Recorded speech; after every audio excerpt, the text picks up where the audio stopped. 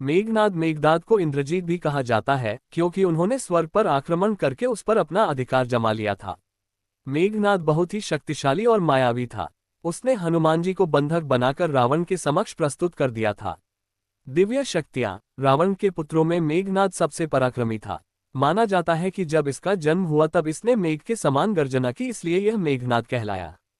मेघनाद ने युवावस्था में दैत्यों के गुरु शुक्राचार्य की सहायता से सप्तयज्ञ किए थे और शिव के आशीर्वाद से दिव्य रथ, दिव्यास्त्र और तामसी माया प्राप्त की थी। उसने राम की सेना से मायावी युद्ध किया था। कभी वह अंतर्धान हो जाता तो कभी प्रकट हो जाता। विभीषण ने कुबेर की आज्ञा से गुह्यक जल श्वेत पर्वत से लाकर दिया था, जिससे नेत्र धोकर अदृश्य को भी देखा जा सकता था। श्रीराम की ओर के सभी प्रमुख योद्धाओं ने इस जल का प्रयोग किया था, जिससे मेघनाद से युद्ध किया जा सके। मेघनाद का वध। इसने राम लक्ष्मण पर दिव्य बाण चलाया जो नागपाश में बदल गया। इससे राम लक्ष्मण मूर्छित होकर गिर पड़े।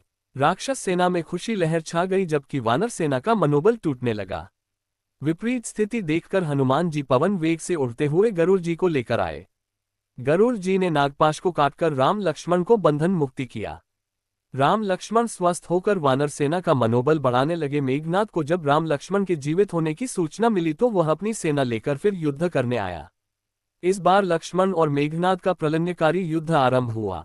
दोनों एक दूसरे पर दिव्यास्त्रों का प्रयोग करने लगे। दोनों के युद्ध को देखकर आकाश के देवता भी हैरान थे। तभी लक्ष्मण ने एक दिव्य बाण भगवान राम का नाम लेकर मेघनाद पर छोड़ दिया।